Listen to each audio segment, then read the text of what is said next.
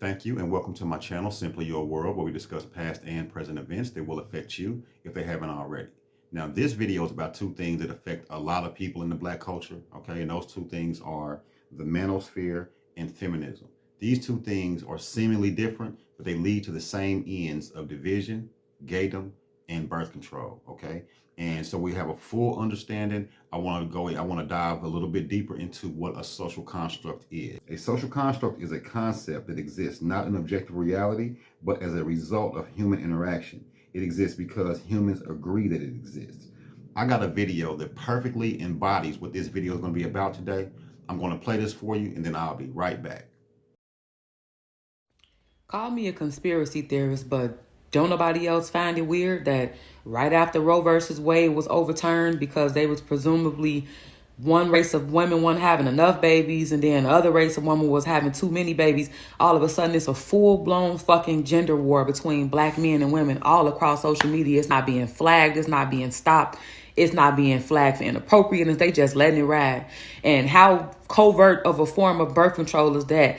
You ain't got to worry about getting no abortions, bitches, because y'all ain't about to be getting pregnant. Why y'all ain't about to be getting pregnant? Because y'all men hate y'all and y'all hate y'all men. Boom. We ain't got to do shit. Y'all gonna do it for y'allself. And then second of all, I don't know about nobody else's city, but I live in Chicago.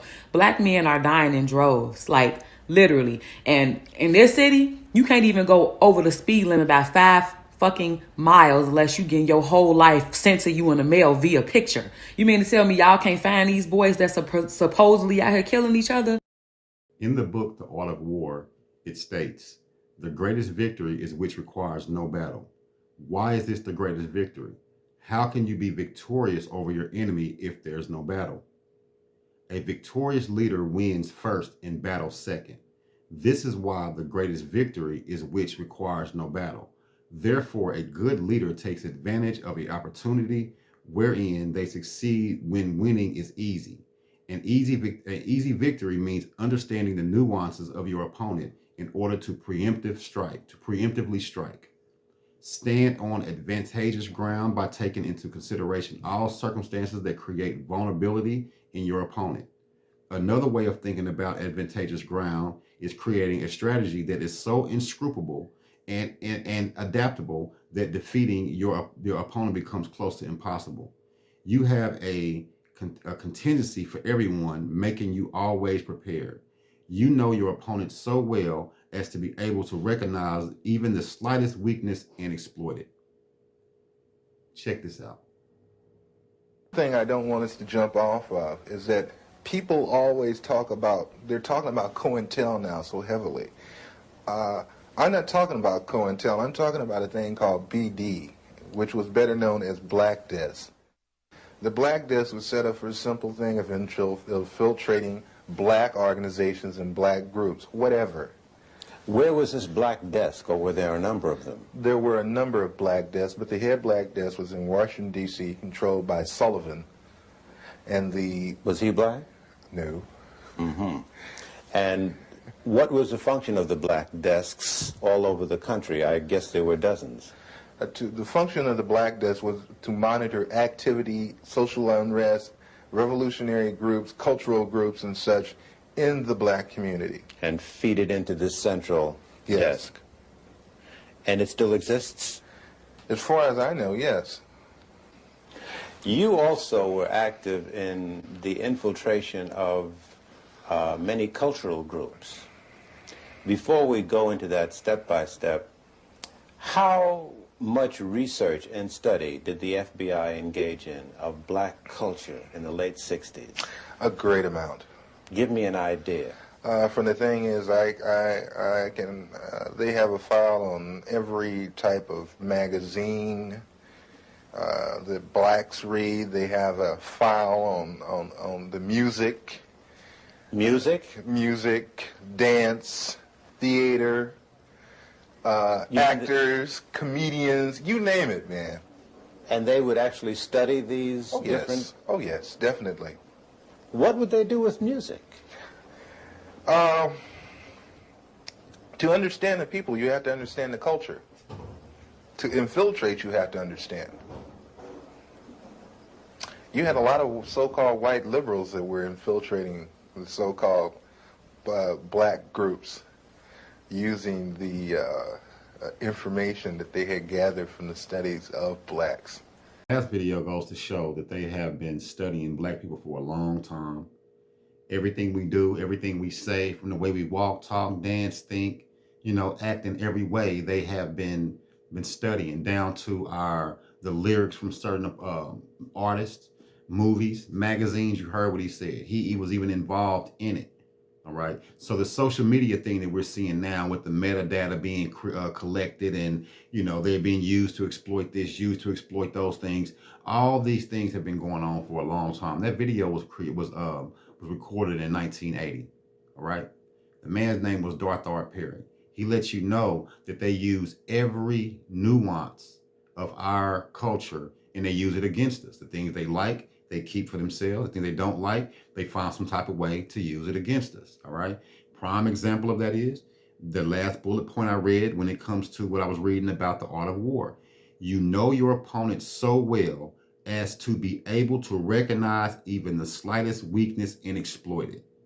Okay. Now, when we start to move away or find out about certain things 10, 15 years later, and we get, I guess, wind of it and everybody start thinking and acting on the same accord, they got another system for you. Prime example is you have a contingency for everything, making you always prepared. This is the reason why they've been studying this for a long time.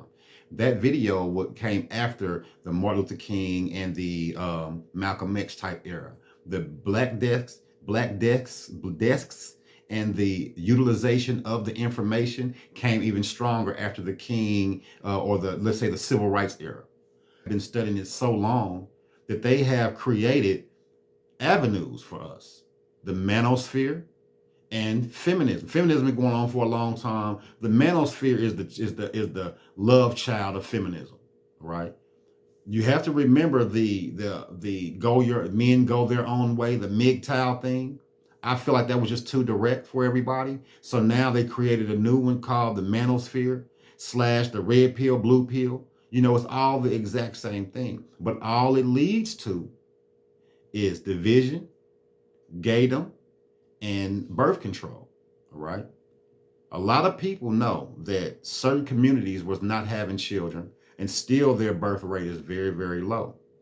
But they understand that psychology is very strong. And this is pretty much what we're talking about, is the psychological aspect of things. This is the reason why I talk about psychology so much. Eventually, hopefully, one day, soon, we will get away from talking about what the problem is, talking about black men ain't this, black men ain't that, if black men do this, if black women do that. All that is just gossip and the ingredients for division, gaydom, and birth control. Because like the lady said in the video, if the man don't like the woman and the woman don't like the man, then you don't have nothing in between. Nothing from nothing leaves nothing. So my grandpa used to always say to me, all right?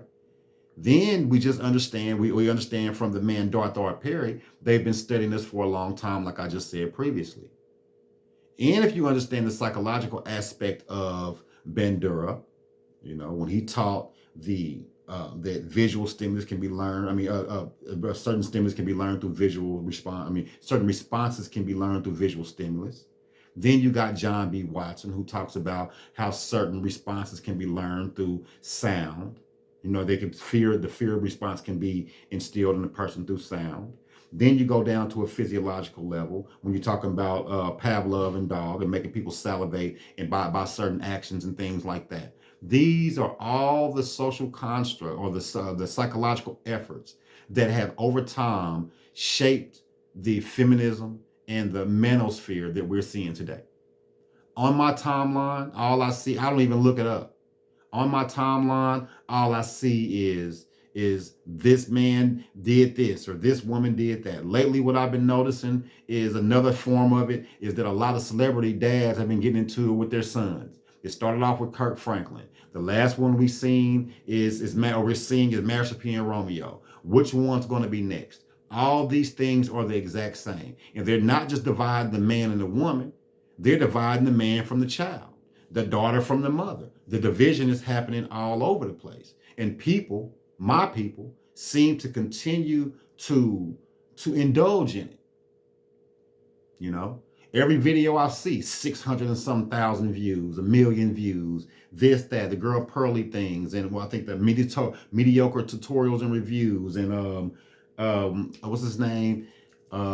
Fresh and Fit, Andrew, but and I can't really say Andrew Tate because he kind of like that, but he kind of like more talks about a solution. So, but you get the picture of what I'm trying to say. Those type of people that we're talking about, you know. Then you got a whole lot of women on the other side, like I think her name is Cynthia G.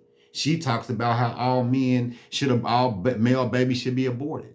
You know what I mean? This is the type of division that I'm speaking about. These are the type of things that I'm speaking about. You know, this is what I mean by gossip. Male gossip is nothing but the manosphere. Feminism is pretty much the same thing, but they're both turned inward on each other and creates this ball of confusion. And we all know who the father of confusion is. We don't even have to get into all that. The manosphere and feminism is definitely just part of the overall division tactic or the social construct that creates division. All right. Last thing I want to read is this. The last part about that excerpt is this. Victory is not just winning the battle. Killing is not the most important thing, even though we know it happens, because we end up killing ourselves. So they don't have to kill because they can teach us to kill ourselves. Anyway, destabilizing your opponent is.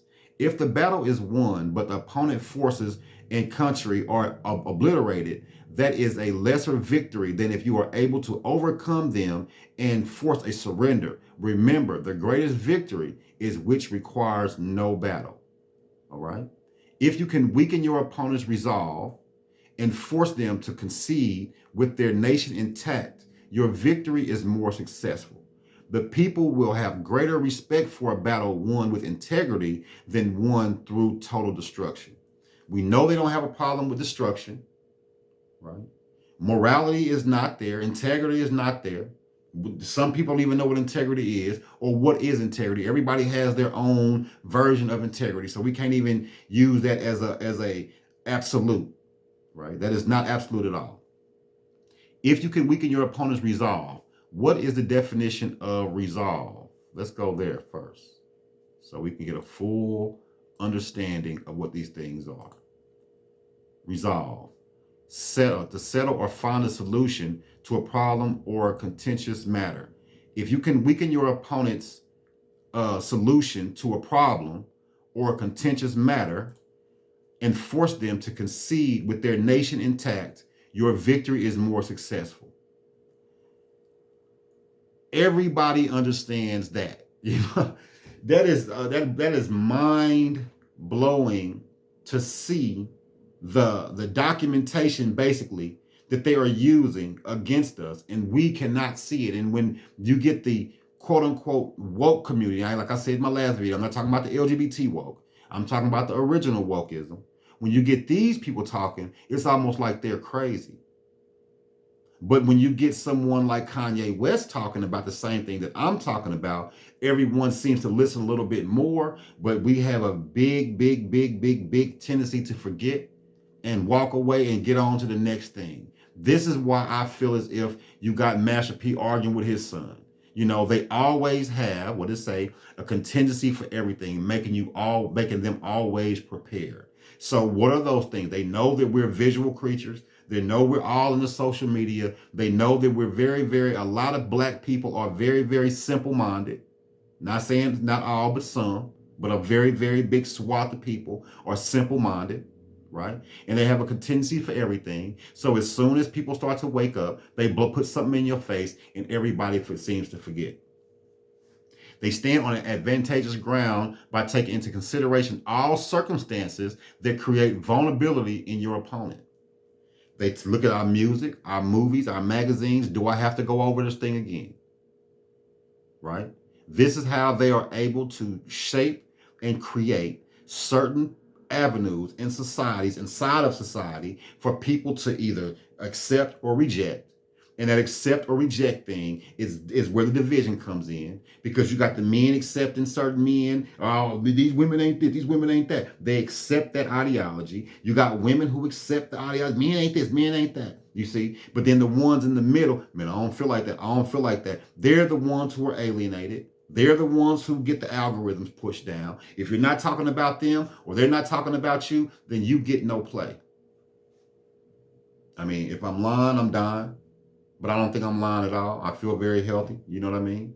But I know for a fact that these things are social constructs that have been created in society to make people act, think, and do certain things and act certain ways in certain situations that only creates division. I'll come to the same ends, like I said earlier. I'll come to the same ends of division, gaydom, and birth control, right? So other than that, you all have a good night.